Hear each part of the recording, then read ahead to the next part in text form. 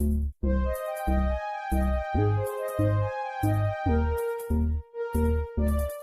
Friend, this is कमल। और आज का वीडियो बहुत ही ज़बरदस्त होने वाला है, क्योंकि आज की इस वीडियो में हम यहाँ पे सीखेंगे कि जो हिंदी के जो अक्षर हैं उनको इंग्लिश में कैसे लिखा जाता है। अगर मैं यहाँ बात करूँ तो बहुत सारे लोग हैं जो यहाँ पे बहुत सारी गलतियाँ करते हैं जब वो हिंदी के अक्षरों को इंग्लिश में लिखते हैं। और जैसे किसी का नाम लिखते हैं, कोई ऐसा शब्द लिखते हैं जहाँ पे उनको हिंदी के शब्द को इंग्लिश में लिखना हो, तो वहाँ पे वो बहुत सारी जो हैं गलतियाँ जो है कर जाते हैं। तो छोटी छोटी गलतियाँ हैं, छोटी छोटी अंडरस्टैंडिंग है। अगर आप इस वीडियो को बड़े ध्यान से देखेंगे तो यहाँ पे जो गलतियाँ लोग करते हैं वो आप जो है उनको नहीं करेंगे, क्योंकि यहाँ पे कुछ मैं ऐसी चीज़ें बताऊँगा जो बहुत ही इम्पोर्टेंट है ये समझने के लिए कि हम जो हिंदी के अक्षर हैं उनको इंग्लिश में कैसे लिखें। तो फ्रेंड मैं स्टार्ट करूँगा। जैसे मैंने यहाँ पे लिखा है क ख ग घ ण, तो मैंने यहाँ पे हिंदी के जो अक्षर हैं वो लिखे हैं यहाँ पे। तो इनको मैं जो है इंग्लिश में अब आपको बताऊँगा कि कैसे इनको इंग्लिश में लिखते हैं। और यहाँ पे कुछ छोटे छोटे रूल्स भी हैं, वो फ्रेंड्स वो रूल आपको याद रखने हैं। इनको जो है आपने रटना नहीं है, इनको कोई रटने की ज़रूरत नहीं है। आपको सिर्फ यहाँ पे जो है कुछ यहाँ पर जो छोटे छोटे रूल्स मैं बताऊँगा उनको बहुत ही ध्यान से समझना है, और उसी से आपकी जो है बड़ी बड़ी गलतियाँ जो है आसानी से दूर हो जाएंगी। तो फ्रेंड वीडियो स्टार्ट करते हैं। तो जैसे मैंने यहाँ पे अक्षर लिखा है क, तो क के लिए हम क्या लिखते हैं के। और क अगर यहाँ पे आधा क लिखें तो सिंपल के आएगा, लेकिन यहाँ क जब हम बोलते हैं क, तो क के साथ में कहीं ना कहीं अ का उच्चारण भी हो रहा है। क जैसे क बोलते हैं हम, तो क के साथ में अ का उच्चारण भी हो रहा है। तो क के लिए हो गया के, और अ जो साथ में आ रहा है उसके लिए हम लगाते हैं ए। तो जब भी हम क लिखेंगे तो के ए लिखेंगे। तो ऐसे ही फ्रेंड जब हम यहाँ पे ग लिखेंगे तो ग को क्या लिखते हैं जी। तो जी के साथ में हम क्या लगाएंगे ए। क्यों? क्योंकि ग जब हम बोलते हैं तो ग के साथ क्या है अ भी जो है उच्चारण होता है। तो ए अ के लिए और जी ग के लिए, तो ग ऐसे। तो मैंने बीच में ख जो है क्यों छोड़ा, तो यही यहाँ पे मैं पहला रूल यहाँ पे बताऊँ। तो यहाँ पे क्या है कि ये जो वर्णमाला है ये कुछ इस तरह से बनाई गई है कि जब हम इनको इंग्लिश में लिखते हैं तो एक के साथ दूसरे का जो है लिंक है। क्या है कि यहाँ पे जो नियम है कि जैसे क का ख के साथ, ग का घ के साथ, च का छ के साथ, ज का झ के साथ, ट का ठ के साथ, ड का ढ के साथ, त का थ के साथ, द का ध के साथ, प का फ के साथ, ब का भ के साथ। और ऐसे ही जो है कि यहाँ पे जो कुछ ये इस तरह से जो डिज़ाइन किया है कि जब हम इंग्लिश में इसको लिखते हैं तो यहाँ पे जैसे क और ख है, तो जैसे क के लिए हमने क्या लिखा है के ए। तो जब बारी आती है ख की, तो ख में कहीं ना कहीं क का भी जो है थोड़ा सा हिस्सा होता है। जैसे ख हम लिखते हैं तो ख जब हम बोलते हैं तो क भी यहाँ पे स्टार्टिंग में आता है। तो इसके लिए हम क्या लिखते हैं के। क्यों? क्योंकि बीच में मैंने क्या बोला, ख में के का थोड़ा सा हिस्सा कहीं ना कहीं आता है, तो उसके लिए लिखेंगे के। और जब इसको ख बनाना होता है तो इसको लिखेंगे के एच। एक यहाँ पे नियम है, रूल है कि जब भी मैंने जो बताए आपको यहाँ पे जो वर्ड बताए, जैसे क और ख के बीच में कुछ रिलेशन है, ग और घ के बीच में, तो जब भी हम क को ख लिखेंगे तो वहाँ पे ख में जो है जो पहला अक्षर जैसे क है तो क का जो है उच्चारण आता है। ऐसे ही घ में जी का आएगा, ऐसे ही छ में च का आएगा, झ में ज का आएगा। ऐसे ही एक रूल है। तो इसके लिए हम क्या लगाते हैं, जो जोड़े हैं उसका जो पहला जो अक्षर है उसको लिखते हैं और साथ में एच लगा देते हैं, तो जो नेक्स्ट अक्षर है वो बन जाता है। तो मतलब एच का यहाँ पे बहुत बड़ा रोल है। क्यों?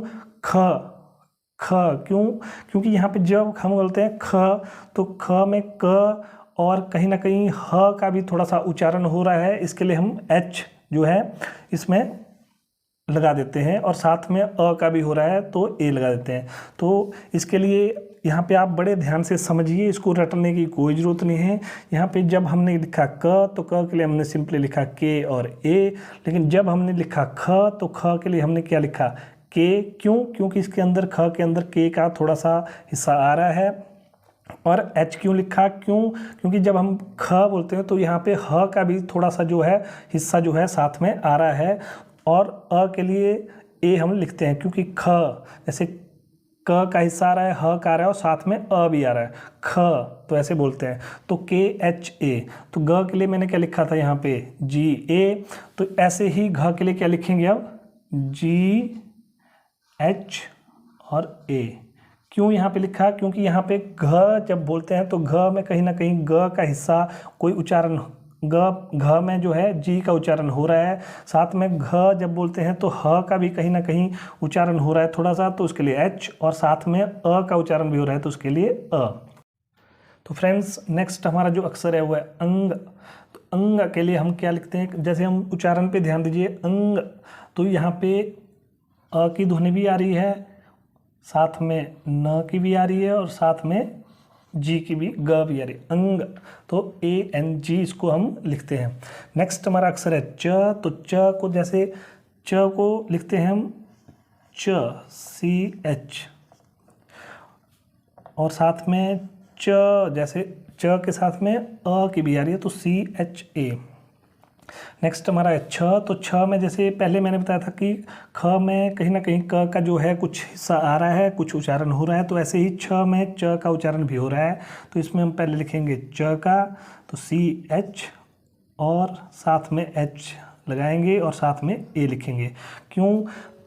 क्योंकि सी एच हो गया च के लिए, एच कहीं छ, तो छ में च भी आ रहा है, कुछ हिस्सा ह का भी आ रहा है, कुछ और लास्ट में अ आ रहा है, तो C H H A, C double H A, छ, छ जब भी हम लिखेंगे C double H A. Next हमारा अक्षर है ज।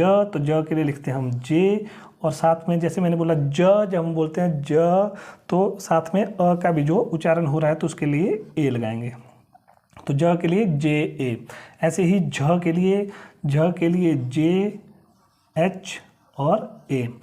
क्यों फ्रेंड लगाया मैंने यहाँ पे? क्योंकि झ में जो है ज का थोड़ा सा उच्चारण हो रहा है, थोड़ा सा हिस्सा आ रहा है, तो उसके लिए जे, और साथ में एच क्यों लगाया? क्योंकि जब हम बोलते हैं झ, तो झ में जब ज और ह का कुछ हिस्सा आ रहा है तो ज के लिए लगा दिया जे, और एच जो लगाया ह के लिए, और लास्ट में ए लगाया अ के लिए, तो झ, जे एच ए।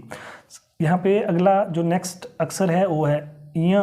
तो य के लिए हम य के लिए हम क्या उच्चारण पे ध्यान दीजिए, य, तो यहाँ पे ए का उच्चारण भी हो रहा है, साथ में ण का भी हो रहा है, साथ में य का भी हो रहा है लास्ट में, तो वाई, तो ए एन वाई, य।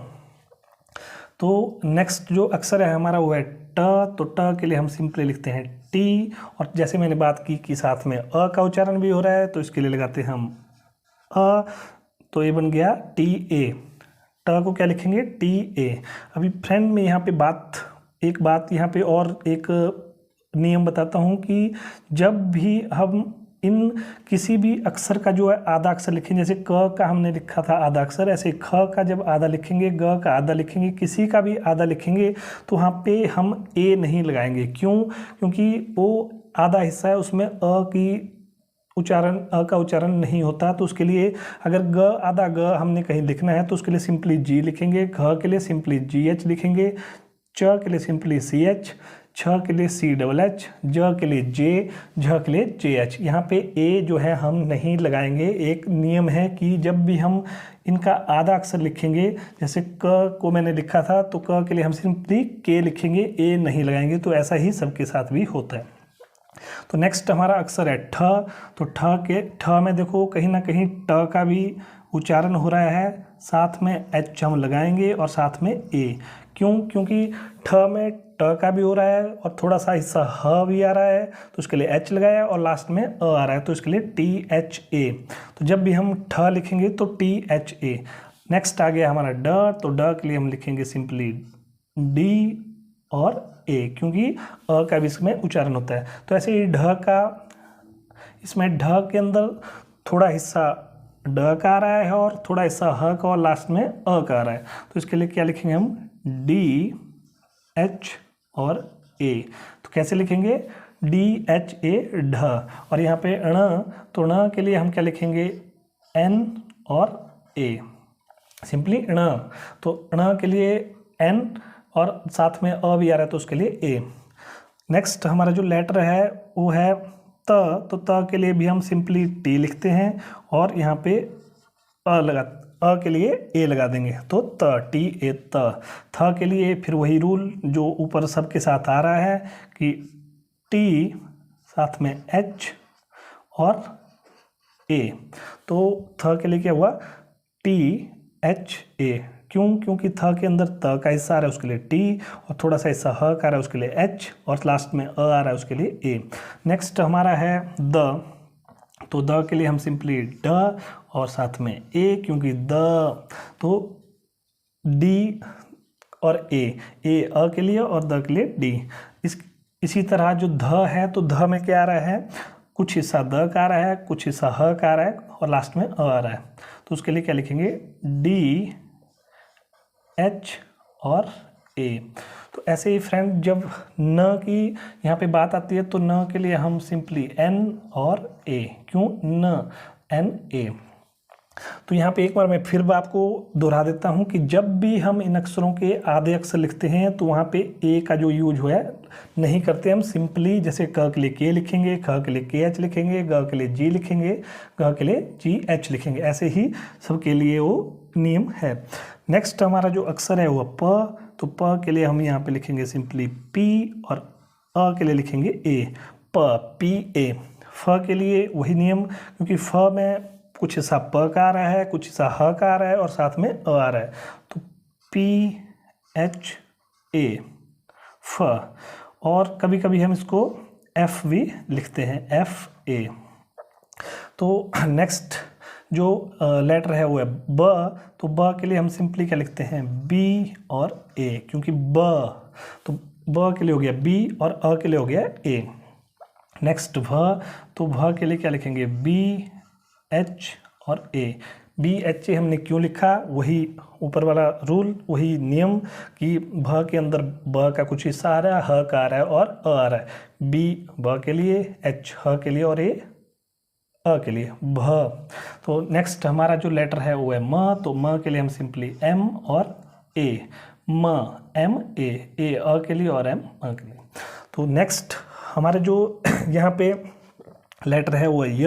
तो य के लिए सिंपली बाई और साथ में ए, तो ये बन गया य। र के लिए सिंपली आर और साथ में ए। अब आपको समझने में आसानी हो रही होगी कि ए मैं क्यों लगा रहा हूँ, क्योंकि जब भी कोई लेटर हम बोलते हैं र, तो र के साथ में अ जो है वो अ भी आता है, अ का उच्चारण भी होता है, तो उसके लिए ए लगाते हैं। और एक बार फिर से बता दूं कि जब भी हम इनका आधा अक्षर लिखेंगे तो साथ में हमें ए नहीं लगाना है, सिंपली हमने आर और बाई जैसे र के लिए आर लिखेंगे, य के लिए बाई लिखेंगे अगर आधा लिखना है। तो नेक्स्ट फ्रेंड यहाँ पे जो अक्षर है वो ल। तो ल के लिए हम क्या लिखेंगे, सिंपली एल और एल के साथ में हम लगा देंगे ए। क्यों, क्योंकि जब हम ल बोलते हैं तो ल के साथ में अ का उच्चारण भी हो रहा है, तो ल के लिए एल और अ का जो उच्चारण साथ में हो रहा है उसके लिए ए। तो ऐसे नेक्स्ट जो हमारा लेटर है वो है व। तो व के लिए हम लगाएंगे, लिखेंगे वी और बी के साथ में ए, और इसको डब्ल्यू ए भी लिखा जाता है। तो इसको या तो वी ए लिखते हैं या डब्ल्यू ए लिखते हैं। तो नेक्स्ट हमारा जो लेटर है वो है स। श मतलब शेर वाला श। तो श के लिए हम यहाँ पे श, तो जैसे हम श का उच्चारण करें श, तो इसमें जो सेब वाला स है उसका उच्चारण स्टार्टिंग में आ रहा है श, और साथ में इसमें ह का भी उच्चारण आ रहा है तो उसके लिखेंगे एच, और साथ में अ का आ रहा है तो एस एच ए, श, शेर, शे, श, तो एस एच ए। नेक्स्ट हमारा है षटकोण। तो षटकोण के लिए हम क्या लिखते हैं, एस एच ए, षटकोण। तो इसमें जो श, इसको भी श, तो इसमें भी स का जो सेब वाला स का उसका आ रहा है, एच का आ रहा है और ए का आ रहा है, तो इसको हम SHA लिखते हैं। नेक्स्ट हमारा जो लेटर है वो है स से वाला स, तो इसमें हम सिंपली लिखते हैं S और साथ में लगाते हैं A। क्यों? क्योंकि साथ में अ का उच्चारण भी हो रहा है। नेक्स्ट हमारा लेटर है ह, तो ह के लिए लगाएंगे हम H और साथ में लगाएंगे A। अब आप समझ ही रहे होंगे कि मैं A क्यों लगा रहा हूँ सबके साथ, क्योंकि इनके साथ में अ का उच्चारण जो है वो साथ में होता है, तो उसके लिए हम A लगाते हैं। और अगर हम अकेला लिखें, जैसे मैंने H अकेला लिखा है यहाँ पे, तो इसका मतलब आधा ह हो जाएगा। अगर A लगा दिया तो पूरा ह। तो ये आपको यहाँ पे नियम याद रखना है। नेक्स्ट यहाँ पे जो लेटर है वो है क्ष। तो क्ष का आप उच्चारण देखिए, क्ष, तो क्ष में स्टार्टिंग में क आ रहा है, आधा क आ रहा है, क्ष साथ में आ रहा है हमारे को शेर वाली श की ध्वनि आ रही है, क्ष, KSHA। तो इसको क्या लिखेंगे? KSHA। एक बार फिर से देखिए, क्ष उच्चारण देखिए, क्ष, क, श और ए मतलब अ, तो KSHA, तो इसको लिखते हैं KSHA। नेक्स्ट हमारा जो लेटर है वो है त्र। तो त्र के लिए देखो, त्र त्र, तो त्र में सबसे पहले त की ध्वनि आ रही है, आधे त की, उसके बाद आर की आ रही है, र की आ रही है और साथ में अ की आ रही है, त्र। तो यहाँ पे लिखेंगे हम टी त के लिए, र के लिए आर और साथ में ए अ के लिए, त्र, TRA। नेक्स्ट हमारा जो लेटर है वो ज्ञ। तो ज्ञ जब हम उच्चारण पे ध्यान दीजिए, ज्ञ, तो ज्ञ में ग की स्टार्टिंग में आ रही है, उसके बाद में य की आ रही है और लास्ट में अ की आ रही है, ज्ञ। तो इसके लिए लिखेंगे हम GYA, ज्ञ, GYA। तो फ्रेंड्स, आज का जो ये वीडियो है बहुत ही इम्पोर्टेंट है, इसको आपने रटना नहीं है।